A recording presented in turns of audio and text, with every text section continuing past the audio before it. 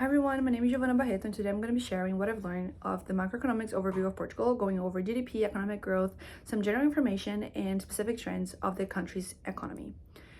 Well, when it comes to basic information, Portugal is located in the southern part of Europe, being part of the European Union and using euro as its currency. When compared to other European nations, it's actually quite small in land size. However, it does have a little under 11 million residents at the moment in 2023 dated. The country is very well known for the beautiful cities, views, rich culture, and food. However, it does rely mostly on tourism when it comes to the economy. It has as high as exports and imports, cars and vehicle parts, and for exports, we added unpackaged medicaments, and for imports, the crude petroleum. Its biggest trade partners would be France, Spain, and Germany. When it comes to understanding the employment overview of the country, we can see that Portugal actually relies on three sectors: services, industries, and agriculture. When it comes to services, tourism is a big part of it, as well as retail and food services. And we can see that some vacancies from some roles within the country would be mostly related to health, engineering, and legal administration, which are caused not only for the lack of job offers, but also for the lack of workers with the required technical set skills. Some unique trends when it comes to employment for Portugal would be the high immigration. They do have a really high rate of immigration coming from third world countries like Brazil or within the European Union. And some fun facts that actually 42% or so of employees are actually in micro companies that sometimes they're going over 9 employees. They have a really high rate of self-employment as well as a high rate of underemployment, which is a consequence of international companies coming to Portugal and hiring some workers without fully understanding the set skills that they have. For unemployment, we can see on the graph right here that Portugal has a somewhat consistent unemployment rate. Its natural unemployment rate would be at 6%, and data in 2023, it was at 6.45%. However, we can see that the one time that they do have a really big increase when it comes to unemployment rates would be the follow-up of certain crises. So we have from 2009 here, which would be the follow-up from the 2008 financial crisis that the world handle, as well as the European sovereign debt crisis that directly affected Portugal, and we're going to see this a little under other slides. Some of the other issues regarding unemployment would be related to unstructured unemployment, which mostly affects the vulnerable sectors that are the young people or people over 45 years old that had a really big problem when facing in applying and getting jobs in the market nowadays, as well as the skills mismatch. Some people have to get like a second job, and usually they go for a job that have a lower skill set, so therefore causing underemployment rates as well. For Portugal's inflation, it is known as a somewhat stable economy. However, it does face challenges when it comes to inflation. And as we can see in the graph right here, it has ups and downs, but the one moment that I think is important for us to see is the 2022 and 2023. In 2022, we can see that it was a high at 7.83% in inflation, which was really high. And the most important drivers for that would be external and internal factors. External factors would be mostly regarding Russian and Ukraine war, the follow-up from the 2020 crisis regarding COVID-19, but especially the internal part of it would be the severe drought that Portugal had to face till September of 2022, which also caused issues regarding the high energy prices, high food prices, and consequently added to the global supply chain disruptions, made it really hard for Portugal to deal with those issues without having those high inflation rates. However, in the next year, when the government actually put some VAT taxes on some essential foods to make sure that the distribution of the tax would be would be better for throughout the supply chain, as well as increasing some prices, that made it a little better, and the inflation rate actually went down. When it comes to the policies that the governments are taking, it's important to understand that Portugal is within the European Union and is dependent on the European Central Bank when it comes to creating policies and dealing with major financial issues. And in this case, the inflation is measured by the consumer price index and the harmonized index of consumer prices. And as we can see, the European Union, the European Central Bank actually set a 2% inflation target for the entire European Union, actually also being another goal for Portugal as well. For the national policies, we have three important rules that we have to understand. Initially, the National Recovery and Resilience Plan, which is mostly regarding training employees to make sure that they don't get the negative impact of the digital revolution.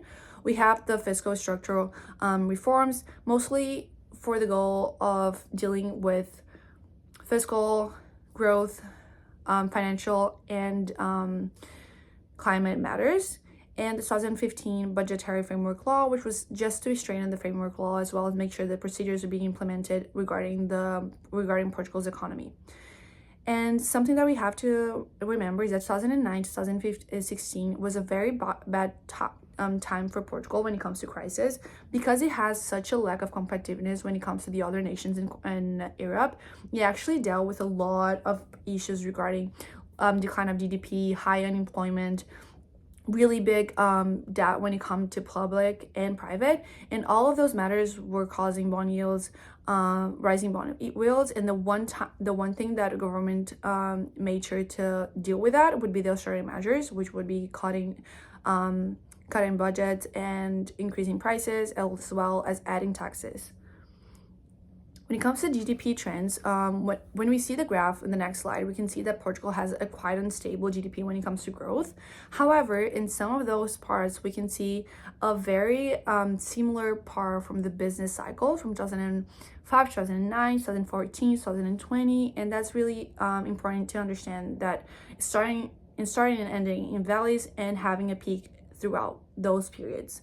Three important things that we have to analyze would be the European sovereign debt crisis, which which caused the financial institutions to crash, as well as directly impacting Portugal and Italy.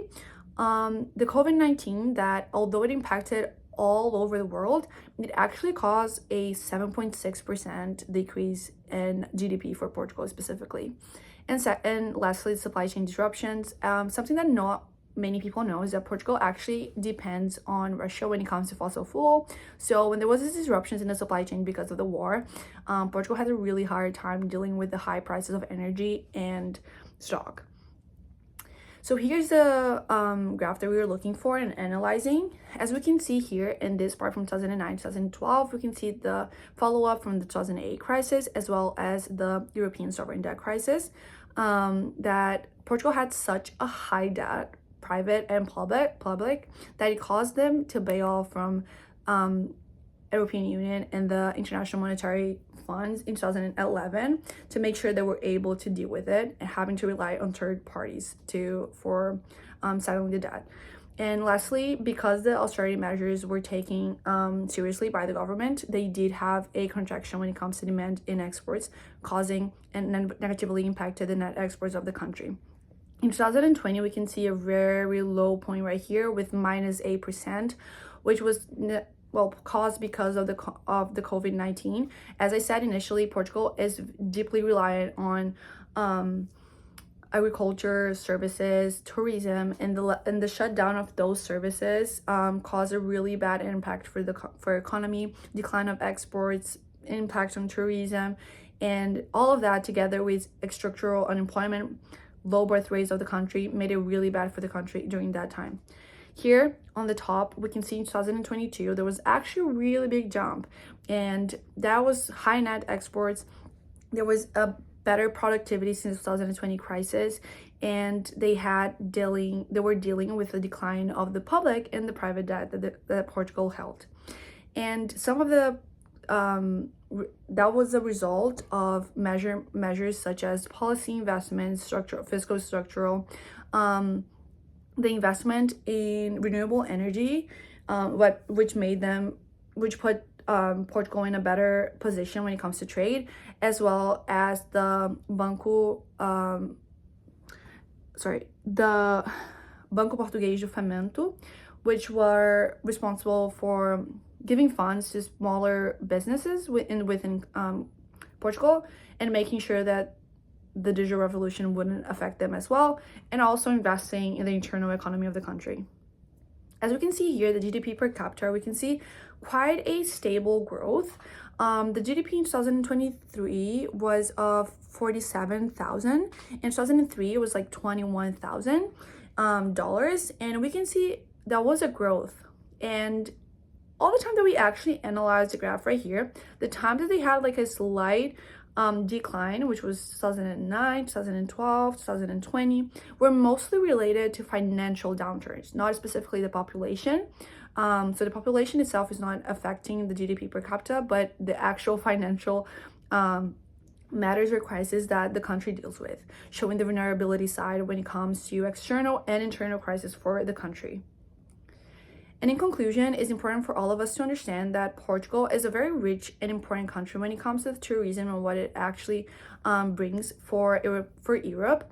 However, when you analyze the data, we can see that it might be in a period of recession. It reached a peak in 2022.